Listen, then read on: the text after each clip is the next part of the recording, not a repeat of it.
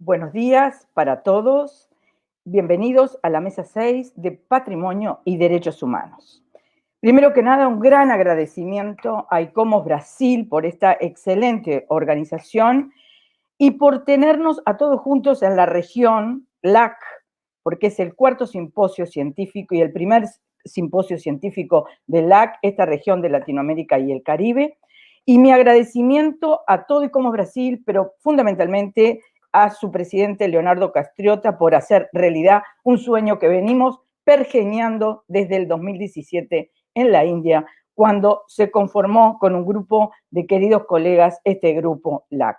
LAC busca el fortalecimiento de la región, busca el intercambio científico, busca la construcción sistemática, busca la solidaridad, la articulación entre sus miembros, una mayor interacción entre los comités nacionales, los comités científicos.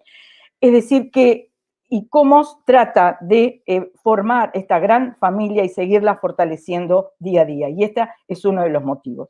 Estoy aquí muy honrada con compartir esta mesa con queridas colegas que hoy nos acompañan. Bente Mathiesen, de Noruega, Mónica Lima, de Brasil, de Río de Janeiro, y Alejandra Naftal, de Buenos Aires, Argentina. Bienvenidas a todas. Yo voy a hablar español, Alejandra también, pero Bente y Mónica van a falar portugués, pero yo no lo hago por respeto a la lengua portuguesa.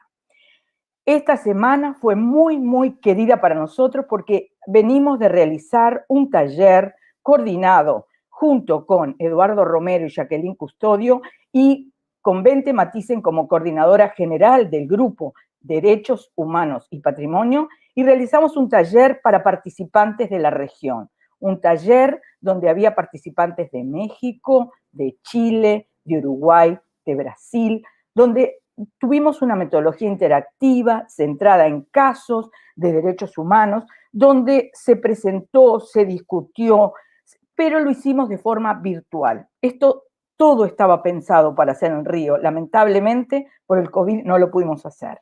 Pero la modalidad virtual nos permitió también acercar gente distante que no hubiera podido ir a Río quizás por problemas económicos. Pero tenemos pendiente, Mónica, para ir a Río y hacerlo en otra oportunidad.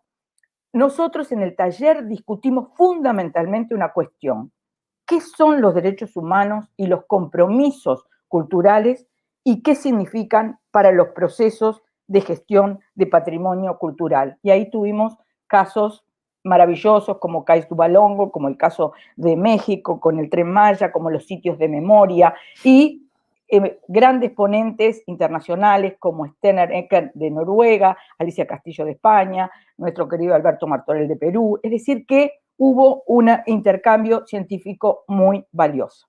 Y esto hoy, esta mesa, es un corolario de este esfuerzo continuo. Así que, sin más, y agradeciendo nuevamente, voy a presentar a Bente Mathiesen, nuestra querida coordinadora del grupo focal de ICOMOS, Derechos Humanos y Patrimonio. Ella es arquitecta, ella pertenece al comité de ICOMOS Noruega, es decir, del Consejo de Monumentos y Sitios. Es nuestro punto focal para nuestro grupo, que está trabajando muchísimo con otros talleres también en India, en Estonia, en Sudáfrica. Y también ella es consultora especialista en las propiedades culturales de Statisburg, Noruega, y es miembro de la comisión directiva desde el 2011 de Stephenson Bergen Patrimonio Mundial. Así que, Bente, muchísimas gracias por estar con nosotros. El micrófono es tuyo.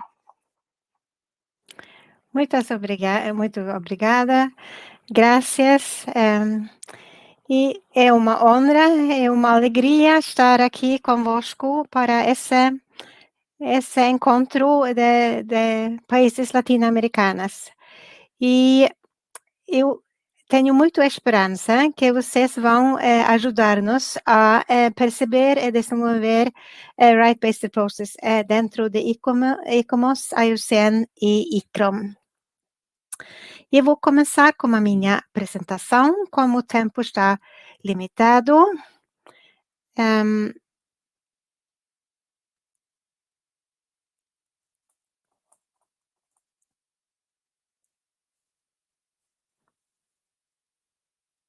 Uhum.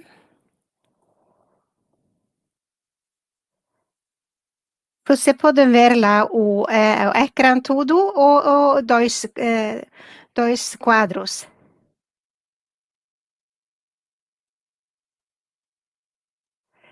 Pronto, eu continuo assim. Essa é uma apresentação curta sobre a nossa atividade para vosso taller de Direitos Humanos e Gestão do Patrimônio.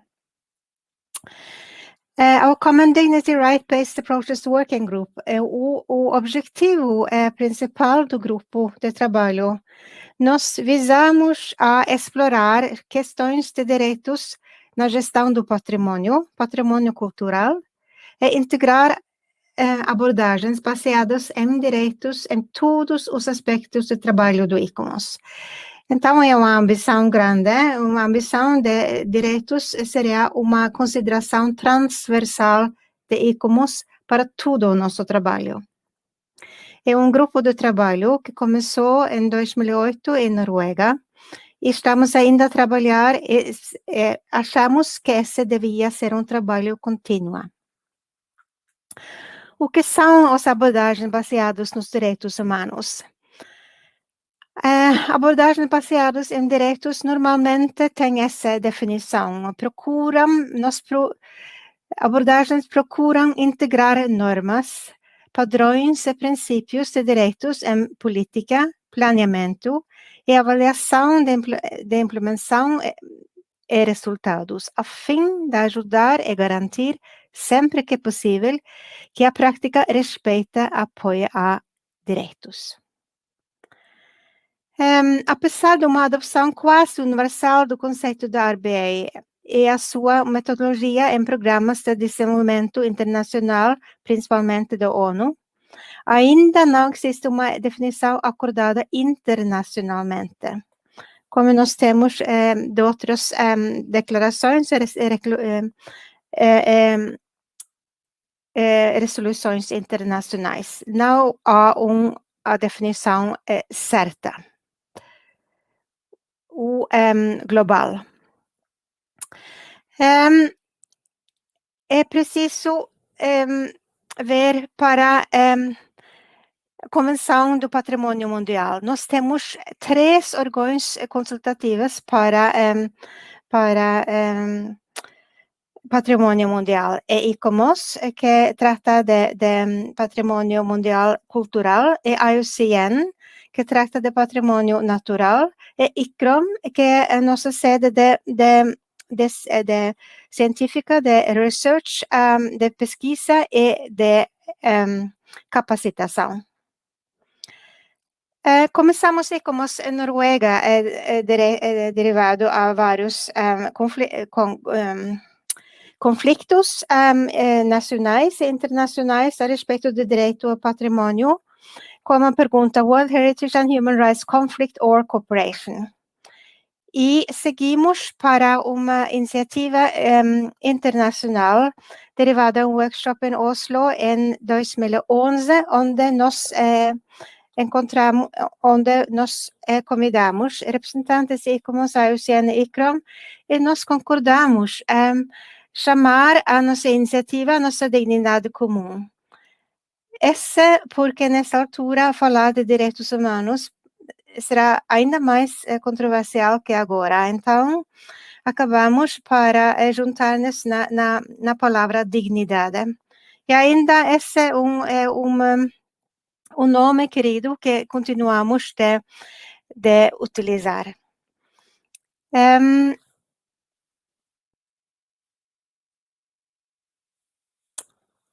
Seguimos para a cooperação em 2004. É como vocês podem ver lá nessa foto. Se vocês verem aqui no lado esquerdo, podem ver Alberto e Gonçalo no meio. Então, tudo ao longo desse momento, tínhamos Gonçalo também em Oslo em 2011. Então, tínhamos uma cooperação com a América Latina todo o tempo. Esse trabalho foi publicada num num relatório que você tem acesso e que foi lá anunciado a primeira vez na sessão do Comitê do Patrimônio Mundial em Krakow, Polônia, em 2017. Tínhamos lá evento paralelo com o título Patrimônio Mundial e Direitos Humanos, Recomendações Globais e Próximas Etapas. Próximas etapas para nossa dignidade comum. Essa altura, o relatório que você tem também lá, essa ficha desse curso, apresenta as considerações de ICOMOS, IUCN, ICRAM, e que você pode ver aqui também do World Heritage Center, o Centro Patrimônio Mundial em Paris, e Grupo dos Indígenas. E também para trabalhar nesse âmbito com direitos humanos, precisamos mandato de ICOMOS para poder trabalhar nesse grupo de trabalho. Este o primeiro mandato é de 2011, numa resolução que chamaram Nossa Dignidade Comum, abordagens baseadas em direitos para a gestão do patrimônio.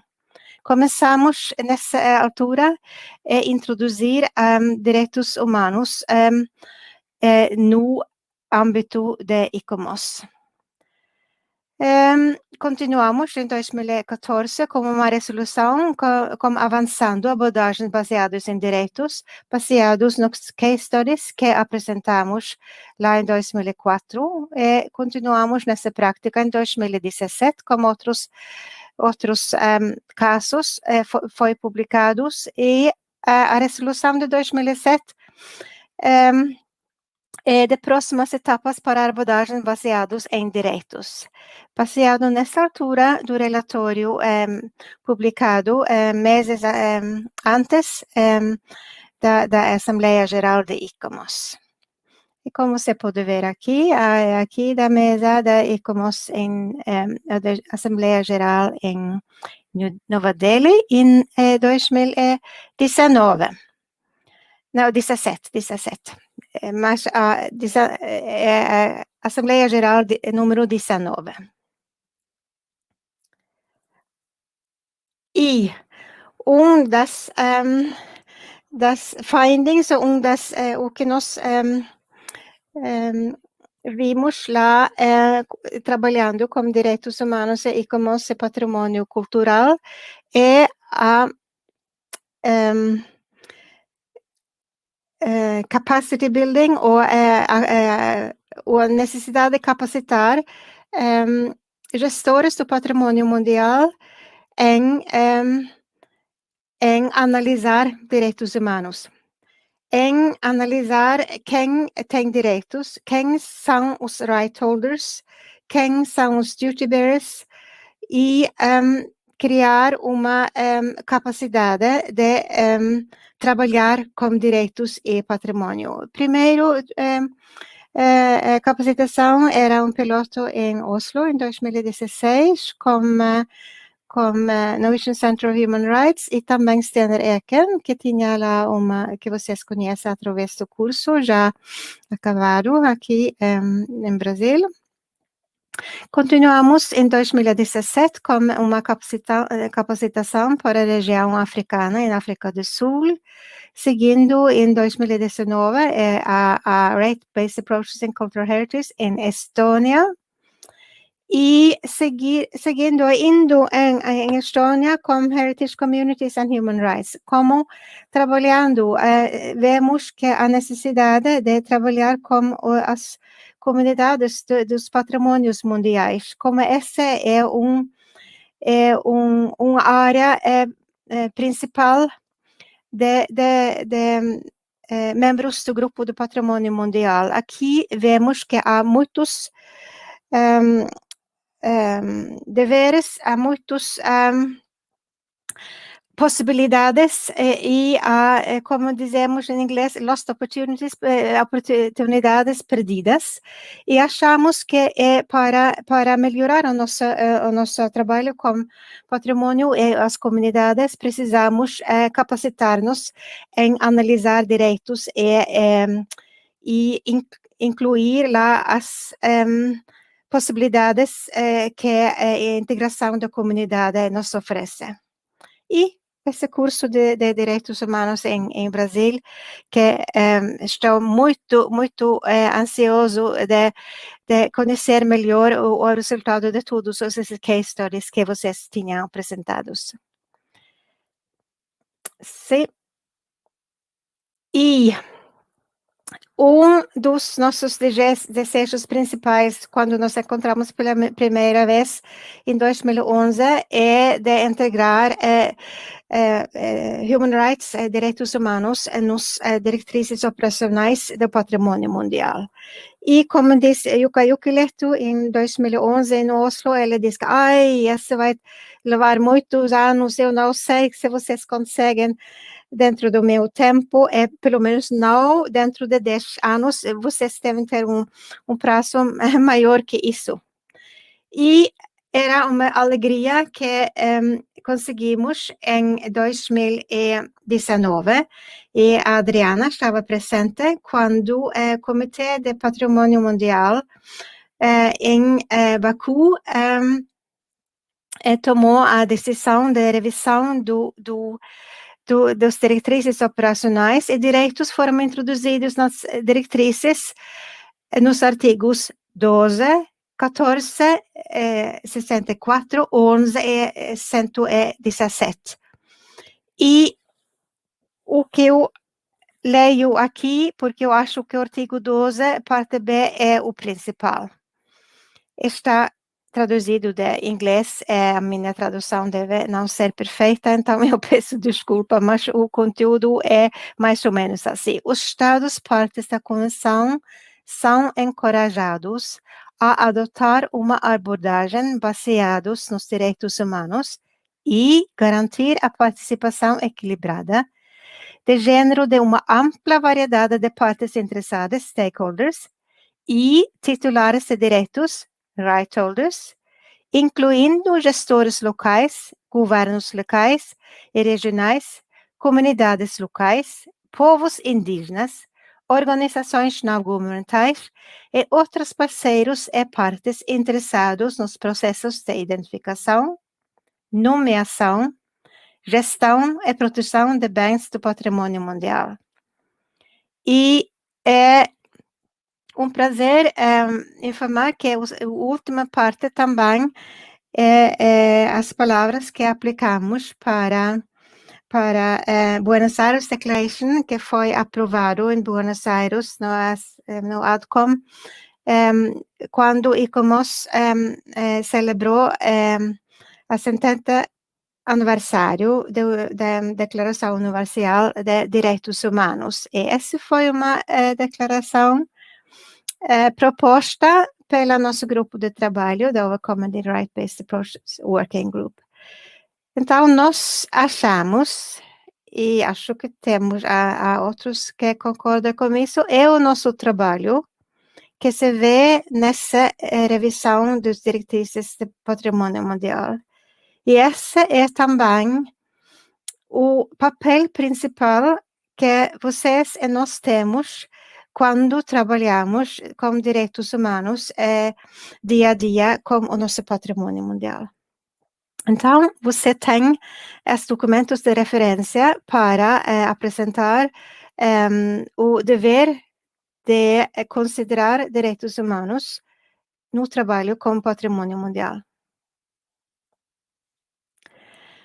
Temos também o prazer de ter trabalhado com o nosso grupo, mais ou menos 50 pessoas, representantes do Conselho Executivo de ICOMOS, onde também a nossa amiga Adriana tem voz ativo, e da ADCOM, do nosso grupo de trabalho, tem membros da ADCOM, de comitês nacionais, comitês científicas, e cooperamos com os outros grupos de trabalho de ICOMOS.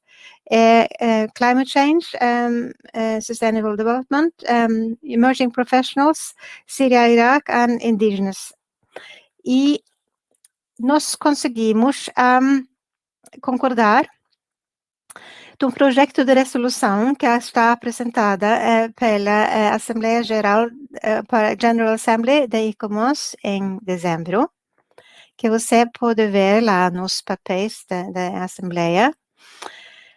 E chamamos a resolução Enfoque del Patrimonio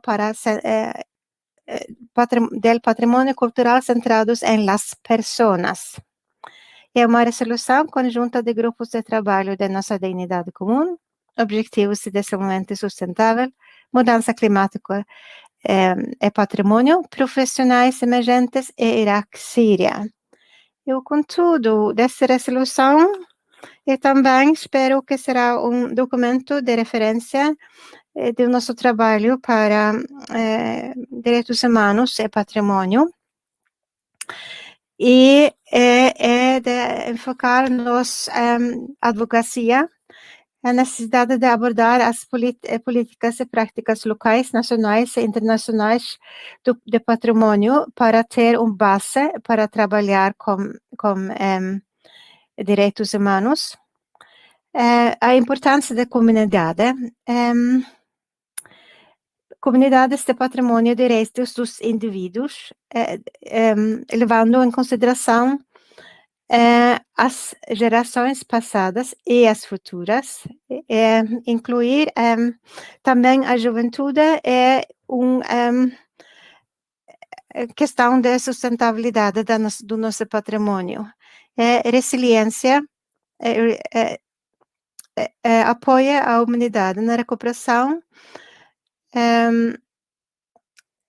de desastres naturais causados pelo homem e adaptado. Esse fica difícil para mim. Adaptar a desafios como o Covid-19. Então, essa é de resiliência no caso de crise. E o tema desse summing up como eu vejo, patrimônio e crise. Eu acho que direitos humanos, respeitar direitos humanos é um fator-chave para poder manejar patrimônios no tempo de crises. E também quebra de silos e parcerias, expandir a cooperação e relação aos objetivos comuns de desenvolvimento sustentável, ação contra as mudanças climáticas, promoção de diversidade cultural, abordagens baseadas em direitos humanos e as várias formas de herança cultural indígena.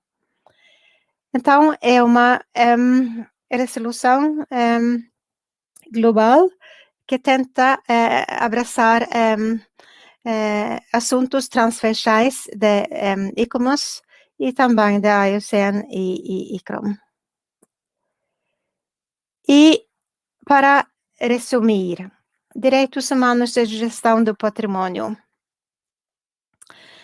E abordagens baseadas nos direitos na gestão do patrimônio procuram integrar normas, que vocês falaram antes, como International Heritage Law, padrões e princípios de direitos em recomendações estratégicas, diretrizes operacionais, capacitação e pesquisa, e como nós fazemos quando temos case studies, learning by doing. Esses 4 pontos foram as áreas principais de trabalho do nosso grupo de trabalho de Our Common Dignity. E achamos que essa também será um trabalho contínuo, que devemos aproveitar a sabedoria que está, que ICOMOS, os membros ICOMOS representam. Eu tenho muita esperança também que esse workshop vai ser também uma nova página do nosso trabalho para Learning by Doing. Começa as minhas 20 minutos, passou. Obrigada. Gracias. Presentación. Muchísimas gracias. Algún resumen de las principales ideas que nos compartiste. Nos presentaste este grupo transversal de más de 50 personas que estamos trabajando con otros grupos de trabajo dentro de ICOMOS, y también nos pusiste en foco la dificultad que hay para la definición de los derechos humanos en las resoluciones internacionales, que es un trabajo continuo. También ICOMOS está trabajando en esto con los otros dos órganos más asesores de UNESCO, como es USCN del Patrimonio Natural e ICROM sobre la conservación, y este grupo que fue cambiando un poco de nombre y que siempre queda nuestra dignidad común, el enfoques en plural basado en derechos humanos. Bente nos invita a visitar todos los documentos que están en la página de ICOMOS, que se han producido a lo largo de estos años, y fundamentalmente nos llama la atención en ver el producto del trabajo de estos años de capacitación a las personas, ¿no verdad? Pero también de ver las posibilidades y las oportunidades perdidas, pero fundamentalmente capacitar para incluir las posibilidades de integración de las comunidades, que es nuestro mayor, digamos, valor. En el año 2019 hubo un importante hito para el grupo, porque fue incluida en las directrices operacionales de UNESCO, de la Convención, en apoyo a la Convención del 72 en Bakú, y se integra los derechos, la perspectiva de derechos humanos equilibrada con género y para titulares de derechos y las partes interesadas. Esto es un punto muy importante después de muchos años que se pudo incluir en las directrices operacionales. Ya habíamos estado trabajando también en Buenos Aires en el 2018 con la declaración. Lo importante también ahora es que Bente nos menciona de la resolución que viene ahora a la Asamblea General, que se presenta con los distintos aspectos para tener en cuenta para ser aprobado en la Asamblea General de diciembre. Respetar los derechos humanos es un factor clave para abordar también el patrimonio en estos tiempos de crisis. El grupo de trabajo nos dice Bente que camina en 4 direcciones importantes. Las recomendaciones estratégicas, nos dice las directrices operacionales, la capacitación e investigación y el aprender haciendo, el learning by doing, de los cuales, ¿no verdad?, venimos haciendo este trabajo continuo y recientemente en el taller de Derecho. Así que muchas gracias nuevamente por la presentación y la claridad en la exposición. Así que ahora vamos a invitar a nuestra próxima y queridísima invitada, Mónica Lima. Si estamos por allí. Mónica, ¿cómo estás? Bienvenida. Estás silenciada, que ahora te vas a poner el micrófono. ¿Cómo estás? Muy bien, muy bien. Me alegro vernos nuevamente esta semana de forma virtual. Mónica es profesora de Historia del África y coordinadora del Laboratorio de Estudios Africanos en la Universidad Federal de Río de Janeiro. Participó como historiadora en la redacción del dossier de la candidatura de Cais du Balongo al Patrimonio Mundial y como consultora científica en el proyecto Museo de Territorio, vinculado al Museo de Historia y Cultura Afro-Brasileña en Río de Janeiro. Íbamos a hacer este taller y este encuentro en Río, pero bueno, debido al COVID-19 lo vimos pospuesto, pero de todas maneras estamos juntos en la virtualidad. Mónica, bienvenida, muchas gracias. El micrófono es tuyo. Obrigada, obrigada. Eu que agradeço o convite do ICOMOS para estar aqui, agradeço a oportunidade grande oportunidade de ter compartilhado essa semana no workshop, no taller, com tantas pessoas com experiências importantes e que fizeram aprofundar as minhas reflexões sobre o meu próprio trabalho e minha própria inserção como cidadã, né, nesse espaço mundo. E agradeço muito o convite de estar aqui e eu vou compartilhar com vocês algumas reflexões sobre uma experiência e um caso específico, mas que se enquadra dentro do tema que foi apresentado e levantado por Bente, que me precedeu, né? Vou compartilhar uma apresentação também em forma de slides, que é uma maneira não só de permitir que me acompanhem, né, com mais precisão a fala, como também para que eu mesma possa conduzir a minha fala respeitando o tempo que nós temos assignado aqui. Bom, vamos lá. Novamente agradecendo e dizendo do meu prazer de estar aqui com todas e todos vocês, mesmo que virtualmente, e que em breve possamos estar juntos de verdade. Que venha a vacina e os encaminhamentos para a solução dessas questões.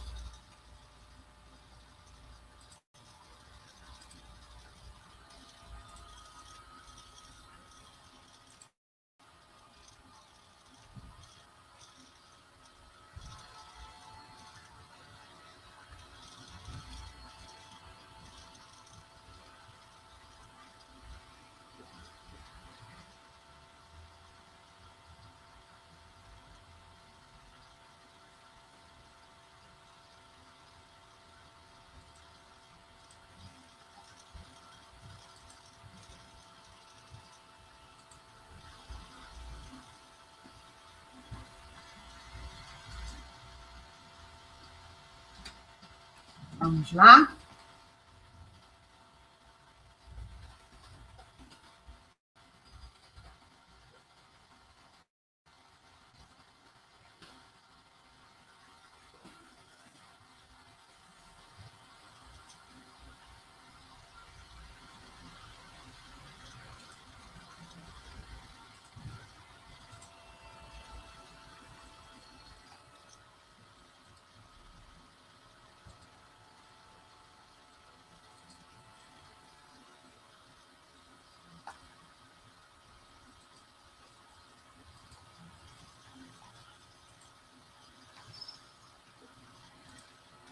Bom, espero que já esteja aí na tela de vocês o início dessa apresentação.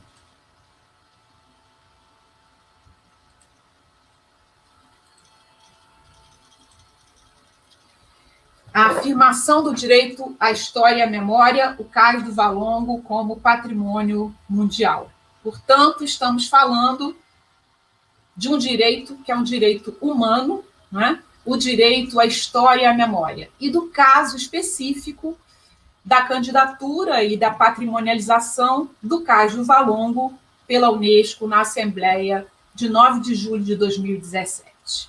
Mas essa história vem de muito antes. Mas vamos primeiro nos localizar no espaço, né, para todas e todas que estão em diferentes partes do continente, do mundo, da cidade. Aqui a gente vê o mapa do Brasil, aqui o estado do Rio de Janeiro, iluminando a cidade do Rio de Janeiro. Aqui a cidade do Rio de Janeiro, destacando a região do Cais do Valongo, e aqui o próprio cais na zona portuária da cidade. Então, desse espaço nós estamos falando, mas não estamos falando apenas dele, porque ele está conectado por uma longa história a outras partes do nosso mundo. Esse é o Cais do Valongo, o bem em si, né? Aquilo que restou dessa história desse cais e dessa região, dessa ampla região, era uma enseada de desembarque importantíssimo, e ao ser desvelado em 2011, foi classificado como um sítio arqueológico e histórico. A classificação do Cais do Valongo como um sítio arqueológico histórico, e eu espero que um dia possamos visitar, todos nós, essa região pessoalmente, ela se deveu também a uma quantidade de objetos encontrados no Valongo. Centenas, estamos falando de centenas de milhares de objetos encontrados na região do Cais do Valongo, nas escavações que lhe colocaram à luz e que também trouxeram resultados, né? Uma série de objetos significativos da história e da presença africana nessa região, né? Pequenas caixas contendo miçangas, cachimbos esculpidos, dados usados para jogos de azar, né? Brincos que são encontrados em ilustrações produzidas por viajantes do início do século XIX e que foram encontrados nessa escavação, diversos adornos de piaçava e coleções de contas, inclusive as famosas contas azuis, que também foram encontradas em outros sítios arqueológicos na mesma região do Cais. Estamos falando da região do Cais do Valongo. Por quê? Porque a história desse cais, ela importa, né, para uma longa história que não diz respeito apenas à cidade do Rio de Janeiro e ao Brasil, mas ao continente africano, às Américas e ao mundo ocidental por excelência. Mais do que isso, também ao mundo classificado como oriental, né, porque da região da África do Índico também saíram africanos escravizados que vieram a desembarcar nessa área. A região do Cais do Valongo se tornou o mais importante local de desembarque de africanos escravizados nas Américas a partir de fins do século XVIII. Por uma ordem do administrador da cidade, o Marquês de Lavradio, né, o desembarque de africanos escravizados que se dava numa área mais central do Rio de Janeiro foi transferido para a Enseada do Valongo, onde seria local obrigatório desse desembarque. Os escravizados passavam pela alfândega e eram dirigidos à região do Valongo, né? A partir de então, até 1831, mais de 700 mil, na conta de alguns pode chegar até 1 milhão de africanos e africanas escravizadas, entre os quais muitas crianças. Na década de 1820, naquele século, houve momentos em que o número de crianças chegou a 30% no desembarque, e isso se deve à proximidade do fim do tráfico de escravizados, o que levava a que se buscasse trazer pessoas de mais nova idade, de mais tenra idade, desembarcaram nesse local, né? Cresce no entorno desse cais, no entorno dessa enseada, o mercado de escravizados. Não era um mercado único, eram várias casas de comércio. Há inúmeros relatos de viajante descrevendo, né, e reportando o que acontecia, o que se via dessas casas. É o maior mercado das Américas, em termos demográficos. E, nas proximidades, o cemitério dos Pretos Novos, para aqueles que não resistiam à duríssima travessia atlântica, e o lazareto, que era, ao mesmo tempo, um hospital de quarentena e de cura para aqueles, muitos também, que chegavam adoecidos da viagem. Portanto, a região do Cais do Valongo traz e carrega uma história de sofrimento, uma história de injustiça, uma história desse crime contra a humanidade que foi o tráfico atlântico de africanos escravizados. Sabemos que o Brasil foi o país que, por mais tempo e maior quantidade, recebeu africanos escravizados da história do mundo. Porém, a região do Cais do Valongo é também uma região de resistências e de criação. Fontes nos periódicos de época, nos jornais, que se encontram acessíveis, né, online no site da Biblioteca Nacional Brasileira, nos contam de muitas fugas de escravizados na região, né? Era onde viviam o sofrimento da chegada e da escravização e da compra e venda no mercado, mas era também onde escapavam, onde começavam a criar suas redes, onde lugares de encontro, de guarida, de proteção e de fortalecimento do corpo e do espírito dos escravizados passou a existir. Por eles e por elas foi criado. Esse lugar também, essa região, e há igualmente abundantes fontes históricas que nos trazem essas notícias, era o local de encontro de africanos e africanas de diferentes origens. Os viajantes de época, das 3 primeiras décadas do século XIX, e em especial da década de 1820, desenharam, pintaram, né, a diversidade de africanos e africanas que existia na região. E muitos atestaram que em nenhum outro lugar poderia se encontrar tantos africanos e africanas de tão diferentes áreas do continente, que eram para ali trazidos escravizados. Esse encontro entre africanos de diferentes origens gerou compartilhamentos de heranças, tradições e construção de identidades. Novas identidades de matriz africana surgindo nas Américas. Temos aí uma imagem que para nós aqui no Brasil já é uma imagem clássica, é de um viajante francês que chega ao Brasil ainda na década de 10 do século XIX, Jean-Baptiste Debré, vem na missão artística francesa, que é uma missão bastante importante, que traz não apenas artistas, mas estudiosos da natureza, e Debré, assim, pintou, né, uma cena de um mercado na Rua do Valongo, que é uma rua que se encontra em frente ao cais. Né? Podem observar aqui a presença de crianças, sobre as quais há pouco eu falava. Os horrores do mercado também foram representados pictoriamente por Augusto Earle, um pouco mais adiante que Debré. Nessa cena, Augusto Earle, ele reproduz uma cena de rua na região do Valongo, essa rua, como eu lhes disse, em frente ao cais, em que se dava a compra e venda de africanos escravizados. Novamente, podemos perceber a presença de crianças, não apenas crianças e mulheres, mas em destaque os de mais tenra idade. Portanto, essa é uma região marcada pelo sofrimento, mas também pela afirmação. Cais do Valongo e a sua região traz histórias de apagamento.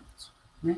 Todos esses elementos que envolvem a região do Cais do Valongo e o próprio cais, ele dentro dessa região, foram e são justificativas importantes para a sua inserção na lista do patrimônio mundial. O Cais do Valongo traz também histórias de apagamento. Por isso, abri essa fala lembrando do direito à história e o direito à memória. O desembarque dos escravizados termina na região em 31, mas o mercado continua a existir. Se constrói uma praça municipal e, em 1842 e início de 43, um novo cais sobre a Praia do Valongo para que a imperatriz desembarcasse, vindo casar-se com o então imperador do Brasil, Pedro II. Em seguida, a construção desse cais, em seguida a ele, uma série de obras de demolição e de embelezamento da região ocultam materialmente o cais do Valongo e a sua praia de desembarque de cativos. Vale lembrar que já àquela altura do século XIX, a escravidão não era bem vista internacionalmente, o tráfico atlântico de africanos escravizados já havia terminado em diversos países, havia uma repressão internacional a esse infame comércio, porém, aqui no Brasil seguia o tráfico interprovincial como um tráfico legal e o tráfico clandestino por diversos portos próximos à cidade do Rio de Janeiro, mas não mais no Valongo. Temos aí episódios e marcas, né, de histórias de afirmação também na região. Ao lado do Cais do Valongo se construiu as docas Pedro II, que hoje renomeamos como docas André Rebouças. André Rebouças foi um dos primeiros engenheiros negros formados no Brasil e, ao ganhar o concurso para construir esse grande armazém de chegada e saída de mercadorias ao lado do Cais do Valongo, exigiu que não fosse usada mão de obra escravizada. Isso era 1870, década de 1870, daquele século XIX, e era raríssimo algum tipo de trabalho, sobretudo o trabalho de construção, em que não se utilizasse a mão de obra de cativos. A sua exigência marcou um momento forte do crescimento do abolicionismo. Ao mesmo tempo, surgem as primeiras casas de religião de matriz africana na região. Os primeiros candomblés, não os primeiros batuques, mas os primeiros candomblés, que assim serão denominados. Nas esquinas do Valongo, zungus, que eram casas de venda de angu e também casas de encontro, vão sediar, né, locais de dormida, de comida e de fuga e de esconderijo de africanos e africanas. Por isso, haverá muitas batidas de polícia nessa área, e são desses documentos policiais que nós resgatamos essa história. É também lugar de encontro dos capoeiras. A capoeira, essa arte marcial afro-brasileira, surge na região. Artistas e músicos, já no início do século XX, fazem dessa área o espaço de criação do samba carioca. Aí é o lugar de nascimento do samba, que hoje é uma das marcas identitárias da cultura brasileira. Aí também surgem os primeiros sindicatos da cidade.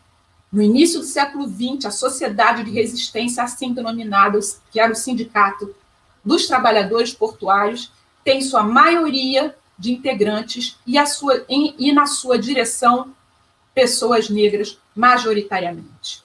No entorno desse cais vai se formando aquela região que viemos a chamar Pequena África, uma região de circulação de africanos e africanas e seus descendentes, em que circulam barcos de outras partes do país no comércio interprovincial.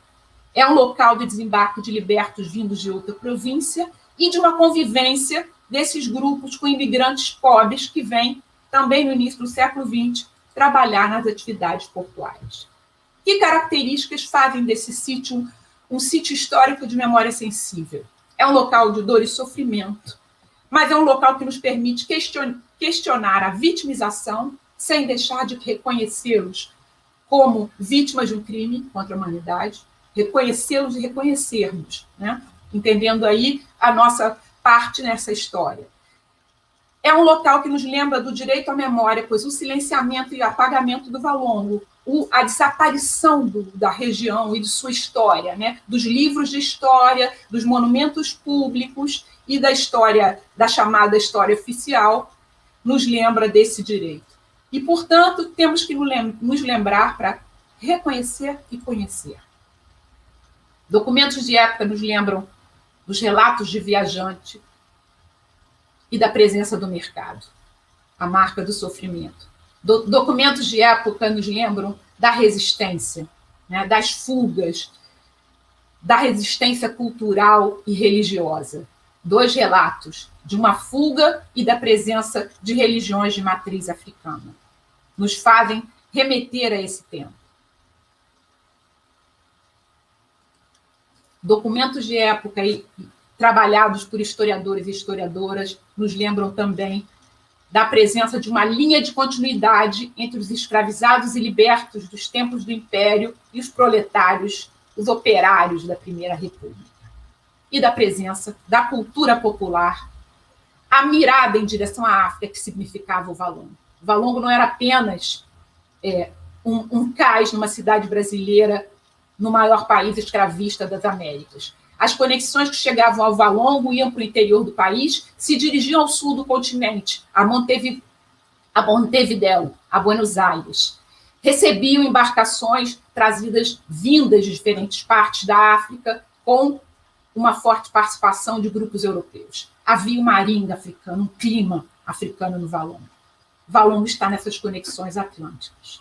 Houve novos silenciamentos no século XX, obras e aterros na região, o esvaziamento da atividade portuária, levada para outra parte da cidade, e um abandono da região no século XX.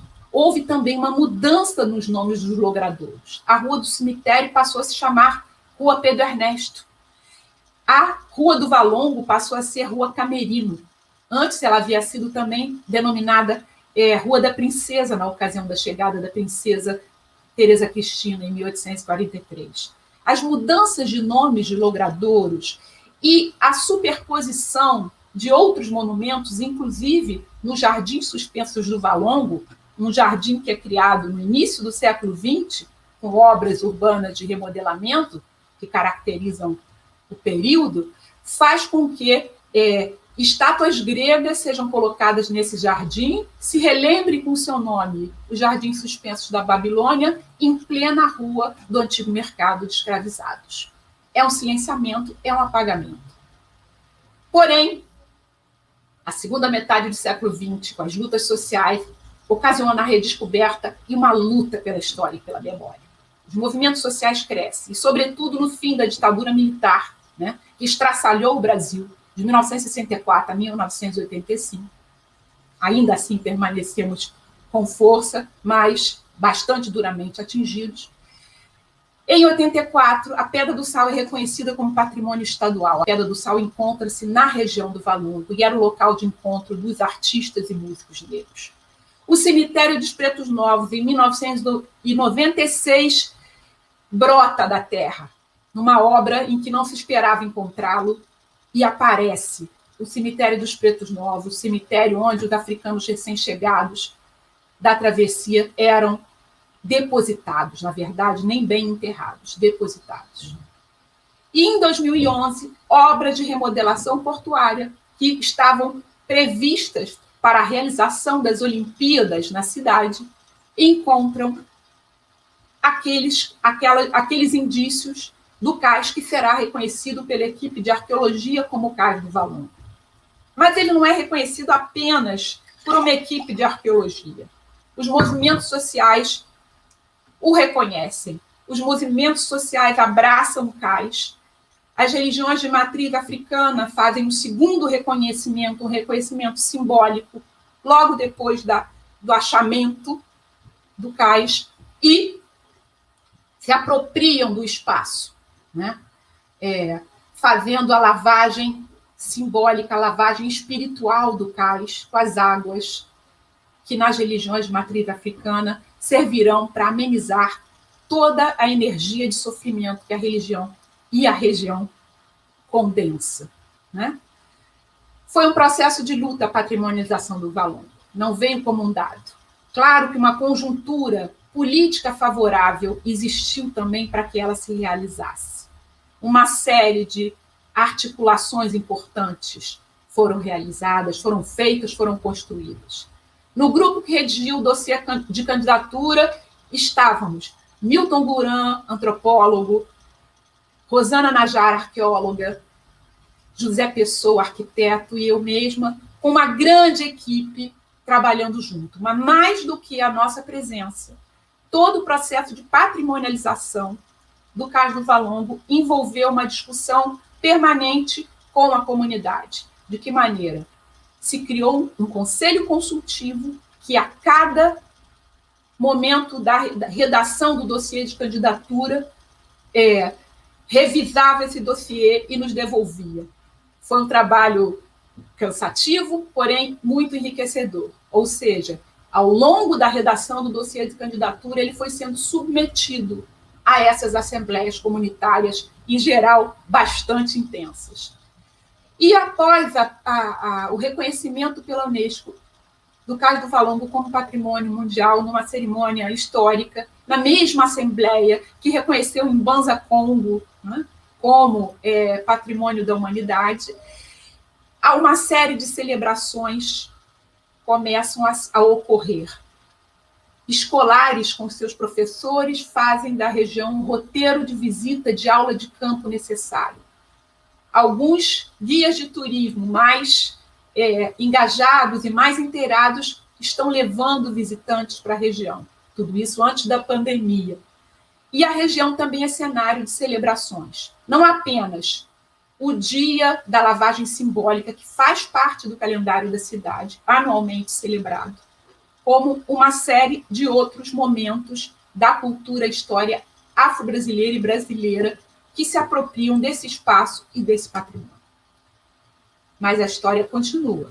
O Cais do Valongo necessita ser preservado, o centro de interpretação do Valongo necessita começar a existir e queremos também que um museu que trabalhe articuladamente, um museu de território que se articule com esse espaço, possa se transformar em realidade. Essa história continua porque nós herdamos, nós temos essa herança. E eu fecho com as palavras de Paulina Chiziane, uma poeta moçambicana. Toda a vida é lutar contra as forças do mal. Toda a vida é lutar por um dia melhor. Lutar pela vida, felicidade e prosperidade.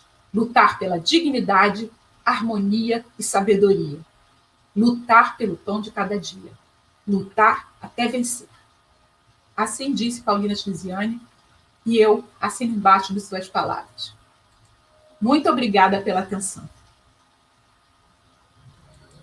Muchísimas gracias, Mónica, realmente brillante tu exposición y nos dio muchos hilos para pensar este caso tan paradigmático, un sitio de memoria como es el Cais do Valongo, muelle en español, ese sitio arqueológico a partir de esos hallazgos, de la cantidad de objetos, de una historia que daba cuenta, cómo esa región que fue de sufrimiento, donde 700.000 esclavos pasaron por allí, 30% niños, que eso nos llama la atención y nos mueve hasta hoy, cómo ese lugar de desembarque africano también es un lugar de historia de resistencia, pero que cómo se está trabajando en un lugar de creación. Luego de es Patrimonio de la Humanidad en el 2017, es un lugar de construcción de identidades y es un lugar de encuentro, porque de poner en evidencia las diversidades, no la homogeneidad que, bueno, es África, sino esa diversidad, ese conjunto de pueblos. Y sobre todo, tú hablabas muy bien de cómo la historia fue apagada, desconocida, olvidada, cuando en el Cais do Valongo hicieron otras construcciones. Hicieron, por ejemplo, Cais do Emperatriz en el siglo XIX, para acallar, hacer jardines colgantes, estatuas griegas, en algo que no tenía nada que ver con su historia, o sea, ocultaba. Y por eso es tan importante cuando vos hablás de la historia de afirmación, de ese territorio denominado la Pequeña África, pero fundamentalmente ese sitio de memoria, ponés vos, que resignificado, es decir, fue un local de sufrimiento, pero no quedarnos en la victimización, no quedarnos en ese sufrimiento, mirar ese derecho a la memoria, pero mirarlo con una recordación para reconocer, es decir, en un proceso de construcción activa y no de victimización. Hablabas también vos de las conexiones, nombraste a Montevideo, y Montevideo fue una plaza fuerte de esclavos en el siglo XVIII bastante grande, y vos hablabas de esas conexiones atlánticas, africanas, cómo vernos en la región, como que no quede aislado, ¿no? Y nos hablabas también cómo en la segunda mitad del siglo, o comienzo, perdón, del siglo XX o fines del siglo XIX, cómo se comenzaban nuevamente esas historias de afirmación, cómo nace allí la samba, cómo hay un lugar de encuentro, decías vos, lugar de encuentro de resistencia de los sindicatos, es decir, realmente este proceso de patrimonialización que vos ponías, de lucha, y sobre todo vos nos narraste cómo hicieron el dossier, con la participación de la comunidad, con esas asambleas comunitarias, consejos consultivos, decías, vos dijiste, fueron muy cansativas, muy cansadoras, pero realmente intensas y que valían la pena. Y sobre todo vos hablaste de la educación, los escolares que hacían sus propios roteiros, sus propias rutas, ¿no verdad?, en cuanto al sitio. Eso es bien importante en educación, porque un sitio no solamente que se declare patrimonio mundial, sino cómo se gestiona desde, en este caso, los derechos también humanos a la cultura. Y vos decías, y no, terminaste con esa divina poema de la poetisa Paulina Chiziane, de que la historia continúa, vaya si tiene que continuar, con redes regionales y con esfuerzo. Así que muchísimas gracias por la presentación, un placer, un placer. Bueno, y tenemos nuestra última invitada, porque fuimos de presentación como de norte a sur. Empezamos con Noruega, seguimos por Río de Janeiro y ahora vamos al sur-sur, que es el Río de la Plata, y le damos la bienvenida a nuestra querida Alejandra Naftal, que ya sí está por allí. Ale, ¿cómo estás? El micrófono lo tenés silenciado. ¿Cómo estás? Bienvenida. Hola, gracias Adriana. Alejandra Naftal es directora ejecutiva del Museo Sitio de Memoria ESMA, es el ex centro clandestino de detención, tortura y exterminio en Buenos Aires, Argentina. Alejandra Naftal es museóloga, tiene un máster en comunicación institucional y en antropología social, y hoy nos va a estar compartiendo otro sitio de memoria en este caso. Muchísimas gracias, Alejandra, por estar con nosotros. Y nuevamente, bienvenida. Muchísimas gracias, Adriana. Voy a compartir una pantalla, a ver si lo logro en esta oportunidad.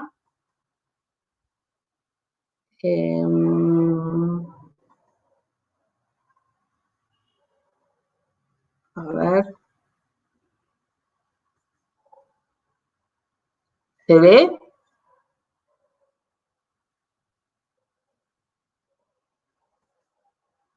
Estamos en problemas. No. Perdón, les pido disculpas.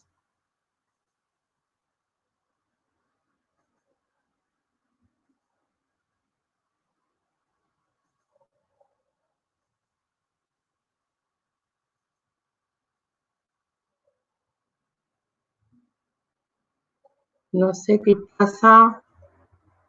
No lo puedo compartir. Voy a abrir esto.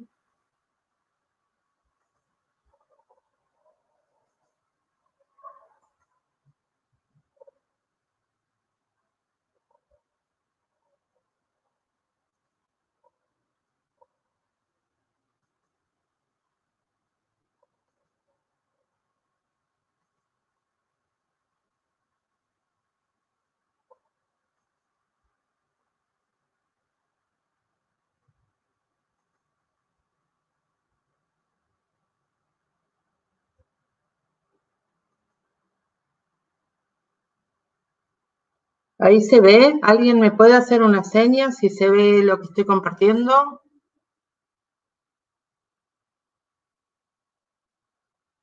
Ahí está. Bueno, ahora creo que se ve. Bueno, muchísimas gracias a ICOMOS por esta invitación, especialmente a Adriana Cariaga, Leonardo Castriota, a Pedro de Leyes, por darnos esta oportunidad de participar en este encuentro y de compartir con mis compañeras que anteceden la presentación, que realmente me encuentro en una gran sintonía para hacer esta presentación que voy a hacer. Ustedes saben que nosotros desde el año 2015 estamos trabajando en la presentación de nuestra candidatura a Patrimonio Mundial, así que siento que estamos en una gran sintonía y que ojalá logremos este desafío. En esta oportunidad yo voy a presentar el proceso creativo del Museo Sitio de Memoria ESMA, ex centro clandestino de detención, tortura y exterminio, basándome en 3 variables. Cómo transformar un lugar de horror en un espacio de transmisión, educación y reparación, una experiencia de construcción de consensos políticos y sociales, un cruce entre los conceptos de patrimonio y derechos humanos. Hoy yo le agregaría una 4ª variable que sería aprender haciendo. Voy a empezar con una muy breve síntesis de la experiencia argentina. Entre 1976 y 1983, mi país sufrió una dictadura militar de características extremas, distintas a las dictaduras ocurridas durante sus 2 siglos de historia. El golpe cívico-militar de 1976 fue inusual porque implementó el terrorismo de Estado. Consistió en la utilización de los recursos del Estado fuera de la ley para perseguir a cualquier tipo de oposición al régimen, establecer un control y un disciplinamiento social.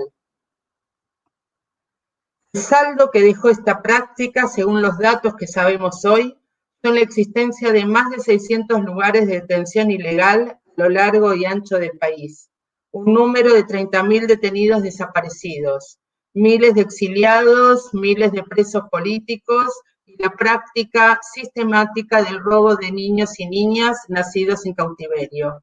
Sus madres fueron desaparecidas.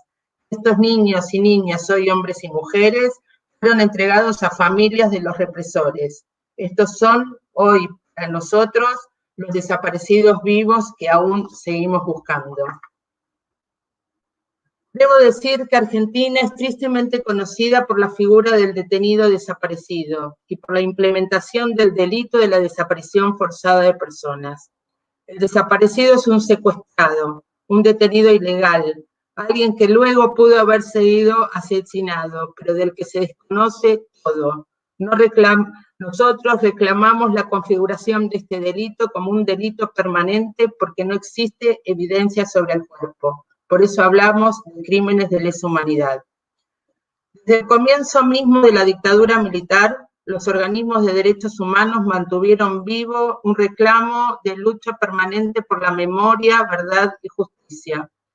Con el retorno de la democracia en 1983, estos organismos formados en su mayoría por madres de Plaza de Mayo, abuelas, organizaciones asociadas a familiares directos como esposas, esposos, hijos, hijas, hermanos, iniciaron este reclamo que mencioné anteriormente, el reclamo de justicia contra los crímenes de lesa humanidad. Aquí me quiero detener muy brevemente en el proceso de justicia de la Argentina, que el otro día, en una reunión, en una presentación que hicimos, el secretario de Educación dijo, y a mí me dio risa, y dice, los argentinos no hacemos las cosas bien, pero sí de algo podemos estar orgullosos, es el proceso de justicia transicional que vivió el país, porque realmente es un país que podemos decir que tiene una justicia ejemplar, porque hemos logrado juicios con todas las garantías constitucionales a los perpetradores del último periodo dictatorial. Aquí vemos que desde el año 1983 a la fecha hay avances y retrocesos. En 1983, el inicio de la democracia, en el 84, la creación de la Comisión Nacional de Personas Desaparecidas, con esa, donde dieron testimonios las víctimas de la dictadura, con ese material recogido se pudo realizar un juicio ejemplar, el juicio a las juntas de comandantes, que los condenó a cadena perpetua como responsables de los delitos. Ese juicio dio una cantidad de información para continuar los juicios a los subalternos, pero con esta democracia débil, en 1986 y 87 hay levantamientos militares, porque el gobierno democrático dicta las leyes de impunidad, que son los que impiden continuar con los juicios.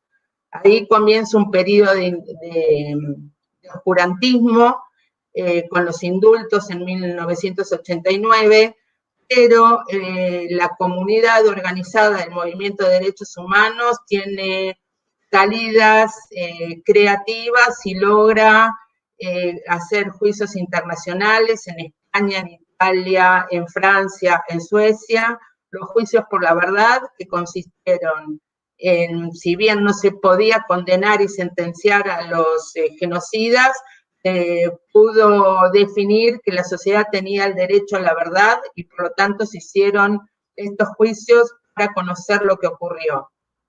En el 2003 hay un cambio importante en la política de derechos humanos con el advenimiento de la presidencia de Néstor Kirchner, y en ese momento comienza una articulación entre las demandas del movimiento de derechos humanos y el Poder Ejecutivo, derogándose en el año 2004 las leyes de impunidad. Y en el 2007 específicamente comienzan los juicios de ESMA. Hoy estamos en el quinto debate judicial que tiene como tema central los delitos contra la integridad sexual. En estos juicios, como decía, que son 5 debates que comienzan en el 2007, Ya se están juzgando por los casos por más de 900 víctimas y hoy podemos contar con un centenar de marinos detenidos en cárceles comunes. La Escuela de Mecánica de la Armada está ubicada en un predio de 17 hectáreas enclavado sobre una gran avenida de un barrio céntrico de la ciudad de Buenos Aires. Era un lugar de enseñanza para los oficiales y suboficiales de la Armada Argentina. Entre 1976 y hasta 1983 funcionó simultáneamente como escuela y albergó a uno de los centros clandestinos más importantes y emblemáticos de nuestro país.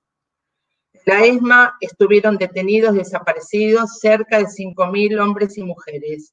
La mayoría de ellos está desaparecida. Y en la ESMA podemos tipificar los delitos que evidencian un plan sistemático de exterminio, como dije anteriormente, basado en la desaparición forzada de personas. Los delitos son secuestro, tortura, desaparición, homicidio, asesinatos, violaciones a la integridad sexual, robo de bienes, extorsiones, falsificaciones de documentación y, como dije anteriormente, el terrible delito de robo y apropiación de niños y niñas.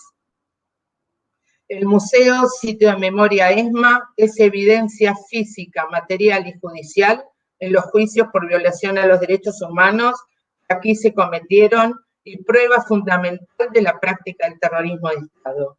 La Armada entregó el lugar totalmente vacío y en estado de destrucción y abandono.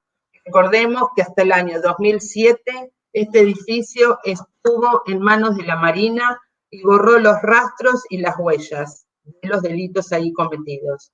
Recibimos un edificio donde no hay pruebas, ni objetos, ni documentos. Toda la información que tenemos sobre lo que aquí sucedió proviene del testimonio de los sobrevivientes.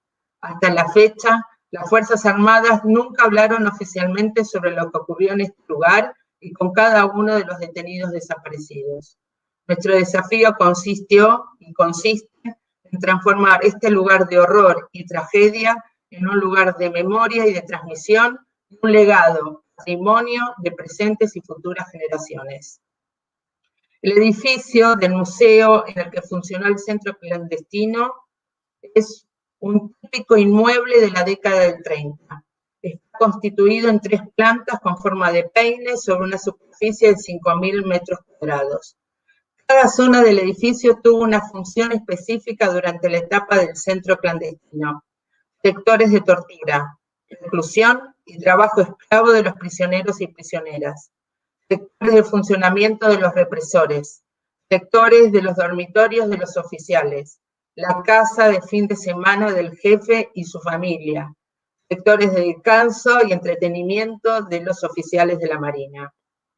En principio, fuimos convocados desde el Poder Ejecutivo y desde la sociedad civil, un equipo multidisciplinario en el que participamos museólogos, arquitectos, patrimonialistas, conservadores, artistas, investigadores, periodistas, diseñadores, especialistas en imagen y sonido, informáticos, poetas y escritores, entre otros. Pero el punto de inicio me quiero detener en este momento es la pregunta: ¿por qué fue posible hacer esto? En Argentina existieron muchos debates sobre qué hacer en estos lugares que atraviesan todo el país. Muchos de ellos son sitios de memoria y están señalizados. Sin embargo, continúan siendo espacios traumáticos de memorias hostiles para la comunidad cercana y para la sociedad en su conjunto. Pero podría decir que finalmente se pudo hacer el museo porque hubo una fuerte convicción política del Estado, porque existen los juicios y porque transcurrió un tiempo articulador entre historia y memoria. Los debates pusieron en escena durante años posiciones diversas, voces de afectados directos, perspectivas de la academia y especialistas. Había quienes entendían que lo mejor era demolerlos, otros pensaban en cambio como espacios sagrados, otras personas preferían hacer recreaciones de lo sucedido, otros hablaban del poder del vacío. Todos estos debates nutrieron el proyecto.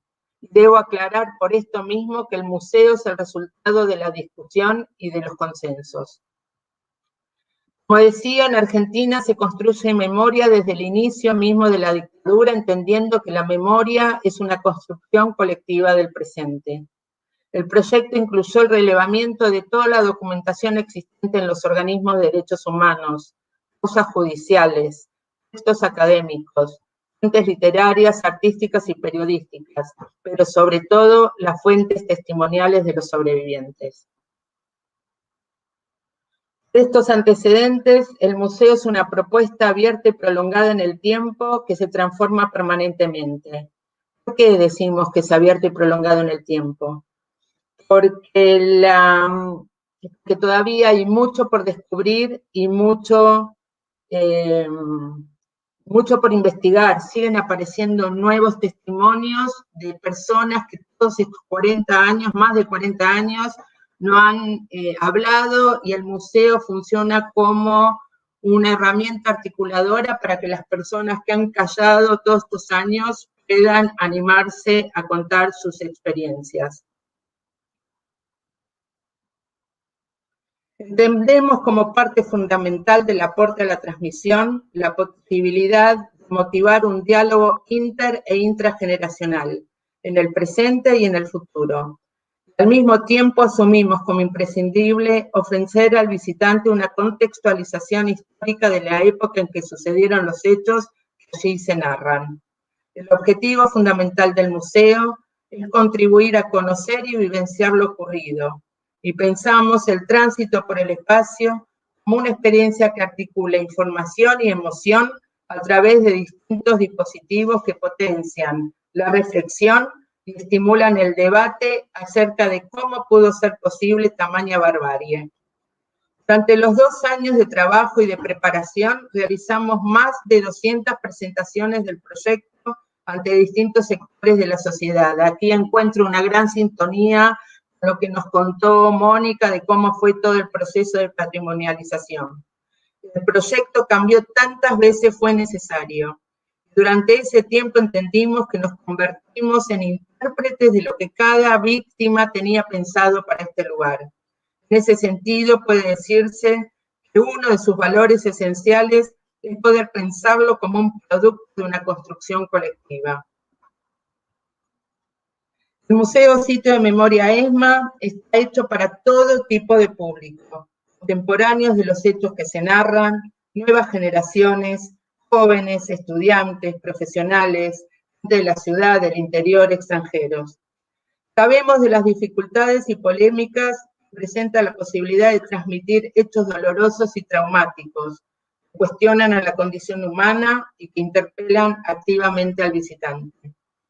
Desde esta perspectiva, queremos que sea un lugar donde el incómodo se sienta incómodo y donde el incómodo se sienta cómodo. Es decir, esta dialéctica permanente entre que le sucede a cada individuo o a cada grupo o a cada colectivo cuando recorre este espacio. Es así, pretendemos que aquí el indiferente, el displicente, el no informado, el no comprometido con el pasado y el presente, pueda ser sacudido, interpelado en su inercia para que algo le suceda y lo empuje a poder pensar sobre lo que ocurrió y ocurre en su entorno. Pero también pensemos que la historia es muy reciente, ocurrió en los años 70 y muchas de las víctimas y de los familiares de los desaparecidos están con vida, y los mismos sobrevivientes. Por esto el museo también resulta como un lugar de reparo, contención y homenaje a las víctimas. Con estas premisas comenzamos a elaborar alternativas, pero hubo una cuestión central. El edificio, como dije antes, es prueba material en los juicios de lesa humanidad. No se podía modificar ni alterar. En principio esto fue una limitante, una debilidad, pero que pudimos transformar en una gran fortaleza. Por otro lado, habíamos recibido, como dije anteriormente, el edificio vacío, es decir, sin nada de lo que un museo supuestamente intenta exhibir o conservar. Teníamos en cambio una riqueza, la historia de lo aquí ocurrido, narrada por quienes lograron sobrevivir. ¿Por qué no reconstruir el centro clandestino? Esta pregunta para nosotros fue fundamental en el proceso creativo y vinculado a nuestra concepción de patrimonio. Como comenté anteriormente, el proyecto fue presentado en varias oportunidades. Recuerdo cuando lo hicimos ante las madres de Plaza de Mayo. Una de ellas nos expresó: yo quiero que las personas que visiten el sitio sufran lo mismo que sufrió mi hijo, que sientan el dolor, el frío, la tortura. Recuerdo el silencio posterior a sus palabras que se instaló entre los presentes. Muchos de nosotros sabíamos en principio que nuestra conciencia no nos permite construir una herramienta de las prácticas genocidas y del imaginario de la muerte y del terror. Es una cuestión ética y filosófica. Además es imposible. La reconstrucción solo podemos hacerla a través de los testimonios de los sobrevivientes. Y como sabemos, un testimonio es una subjetividad, una interpretación. Habrá tantas descripciones como sujetos que narran y habrá sí muchas versiones legítimas sobre un mismo objeto. Entonces, me parece muy importante insistir en este punto que tomamos la decisión de no reconstruir. Este tipo de instituciones públicas, el Museo de Sitio, representan en el imaginario social el lugar de la verdad, la voz autorizada. Entonces, esto nos obliga a tener muy en cuenta esta perspectiva y diferenciar un documento histórico de una interpretación del presente. Pero finalmente, la exhibición decidimos que evoque, aproxime, represente y resignifique la experiencia concentracionaria. Al alcanzar estos objetivos, diseñamos dos tipos de dispositivos museográficos: las intervenciones tradicionales historiográficas, compuestas por paneles transparentes que exhiben impresiones gráficas, fotografías, imágenes documentales, fuentes periodísticas y testimoniales. Estos dispositivos son los que proveen información racional, histórica, pedagógica y testimonial sobre distintos temas. Este tipo de intervención está integrada en un sistema de estaciones con información que introduce a los visitantes a cada uno de los espacios en los que convive con otros tipos de dispositivos. Y las intervenciones contemporáneas, vivenciales, son las que apelan a las emociones y experiencias y trabajan para estimular curiosidad, elaboración y un tipo distinto de interpelación sobre los hechos con sus cargas simbólicas. Estas intervenciones basadas en dispositivos museográficos contemporáneos de última tecnología están constituidas por mapping, hologramas, iluminación, sonidos, temperaturas. Tienen como objetivo transmitir y aproximar la experiencia en este lugar, tanto en los aspectos aberrantes de la dinámica represiva como en las resistencias de las personas allí detenidas.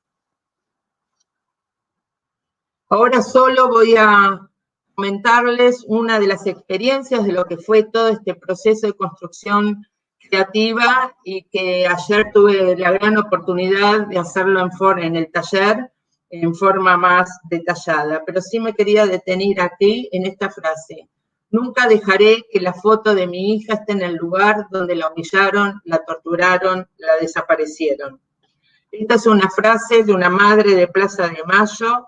Nos dijo que su foto, la foto de su hija, no iba a estar adentro del museo y por lo tanto nosotros tuvimos que reconvertir esta idea porque sabíamos que las fotos de los detenidos y detenidas desaparecidas tenían que estar en el museo y por eso diseñamos una piel de vidrio afuera del museo donde podemos ver los rostros de las detenidas y detenidos desaparecidos que reciben al visitante. Ella es Vera Harach, quien vino a ver in situ cómo habíamos resuelto esta situación. Hoy, 5 años de inaugurado el Museo Sitio ESMA, se está instalando en la sociedad como un lugar especial. Hasta la fecha recibimos más de 400.000 visitantes de públicos diversos, pero especialmente estudiantes de escuela secundaria.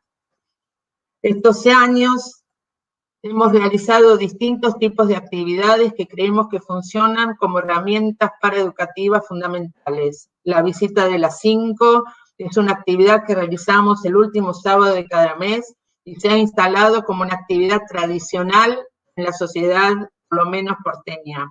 Muestras temporarias, encuentros docentes, muestras internacionales, eventos especiales.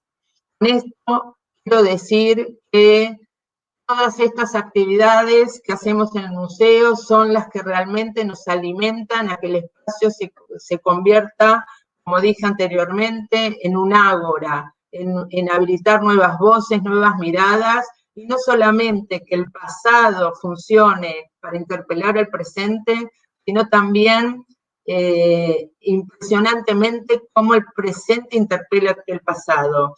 Hay una experiencia concreta que cuando inauguramos el museo en el 2015, inmediatamente recibimos cuestionamientos por la ausencia de perspectiva de género en la exhibición permanente.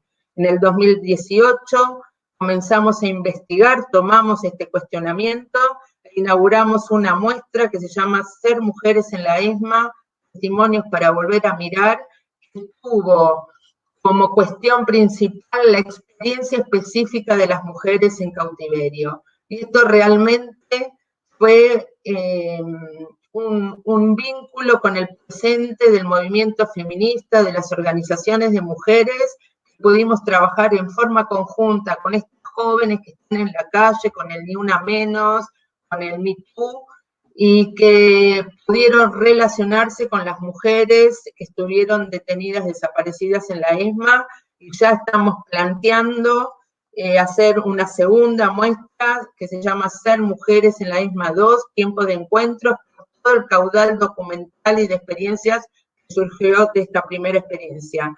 Quise mencionarlo en función de lo que estuvo planteando Bente al principio de este panel sobre la importancia de incluir en las discusiones patrimoniales la perspectiva de género. Al día de hoy todavía tenemos enormes desafíos por delante, porque nos vamos a transformar también en un centro de investigación, vamos a tener colecciones de objetos. Aquí podemos ver los grilletes que pudo sacar una sobreviviente del campo de concentración, y que hoy se encuentra dentro de todo lo que es el acervo documental de la justicia, con los que estamos hablando, con los tribunales, para que todos los objetos y documentación que fueran pruebas en los juicios sean donados para la colección y el acervo patrimonial del museo. Aquí pueden ver otro trabajo que estamos desarrollando, que son todas las marcas que pudimos descubrir en este edificio. Como dije anteriormente, la Marina, cuando abandona el edificio, trata de borrar todas las huellas que den legitimidad a lo que fue el funcionamiento del centro clandestino, y sin embargo, decimos, las paredes hablan. Aquí podemos ver un dibujo, lo ven rodeado de estos agujeritos, que es con el equipo de conservación, lo estamos haciendo justamente para preservar esta huella, y así estamos en convenio con el Instituto de Tecnología Nacional para detectar y seguir preservando todas las huellas que hay en el edificio. Entonces, para ir terminando, en función realmente con todas las preguntas y todas los debates que se estuvieron planteando a lo largo del taller y de este panel, sabemos que las discusiones que existen acerca de los lugares de memorias, los sitios de conciencia, el rol social y cultural que cumplen, dentro de qué valores patrimoniales se inscriben, y todos estos debates me traen preguntas a las que no tengo respuestas acabadas. Sé que estos espacios pueden contribuir a establecer acuerdos sociales en una verdadera cultura del nunca más, contribuir al fortalecimiento democrático, a construir políticas públicas de memoria y derechos humanos.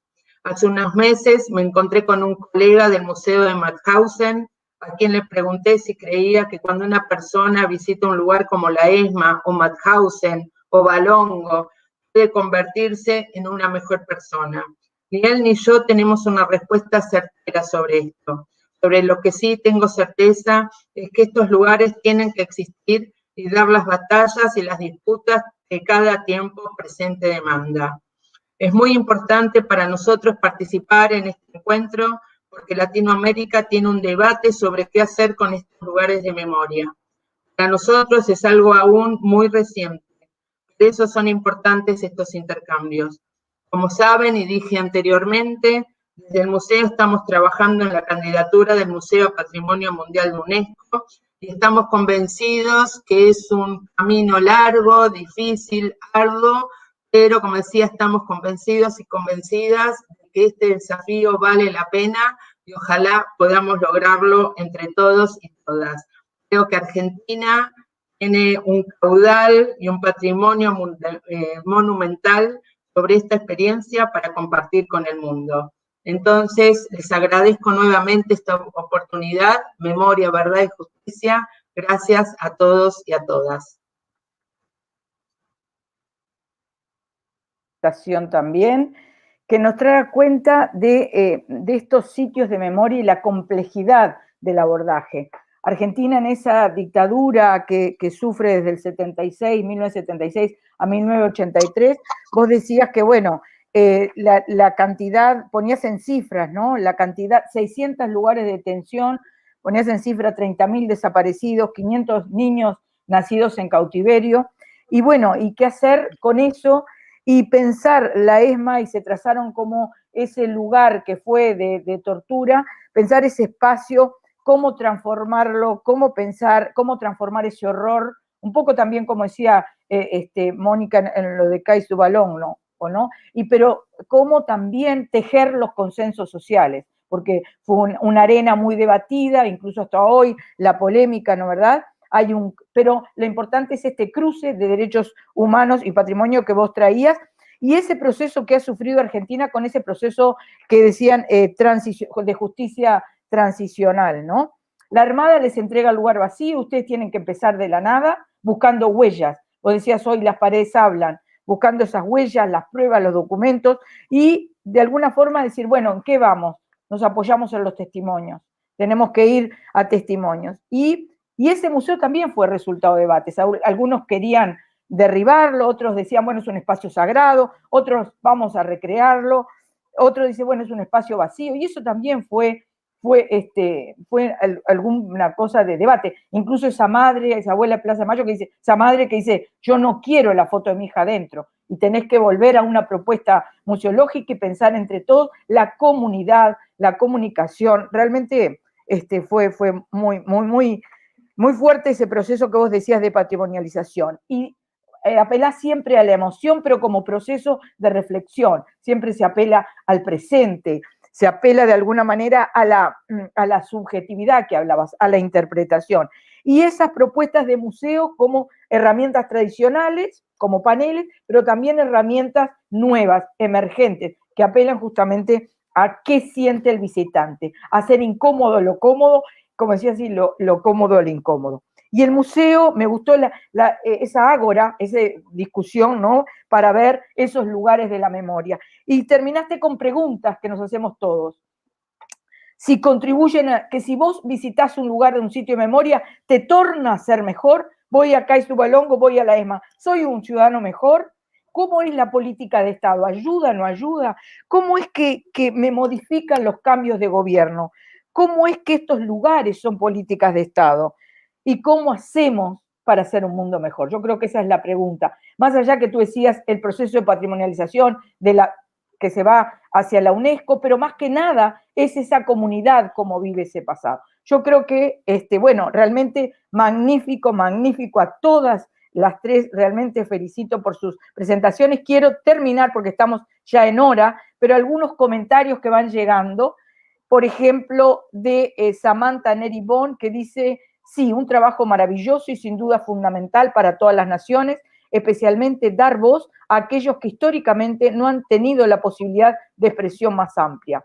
Candice Ballester, que saludo, que es una compañera que trabajamos en el Mercosur Cultural, dice que la instalación de un comité de gestor de Cais du Vallon o Patrimonio Mundial cuenta con los representantes de la comunidad civil, en especial de la pequeña África, de manera isonómica entre la sociedad civil y las instituciones gubernamentales, fundamental para garantizar los valores reconocidos y simbólicos de ese territorio, incluyendo la instalación del Centro de Interpretación del sitio de memoria sensible, centro de referencia y herencia africana, cultura afrodescendiente. Laura Lalle dice formas de garantir el derecho al patrimonio de esas poblaciones, que son abordajes muy diferentes a los que estamos acostumbrados. Después viene de Leáfrica. Parabéns, Alejandra, muy fuerte, emocionante. Precisamos conversar y súper difícil escoger cómo representar musealmente las historias de dolor. Y Pedro de Leyes, de Argentina, dice excelente mesa y excelentes mujeres empoderadas y activas en la valorización del patrimonio. Me quedo con eso. Muchísimas gracias nuevamente. Espero que esto sea y va a ser fuente de consulta este video que queda disponible entonces en este simposio, primer simposio científico del AC, cuarto simposio científico. Así que muchísimas gracias. Muchas gracias a todas. Realmente un placer haber moderado esta mesa.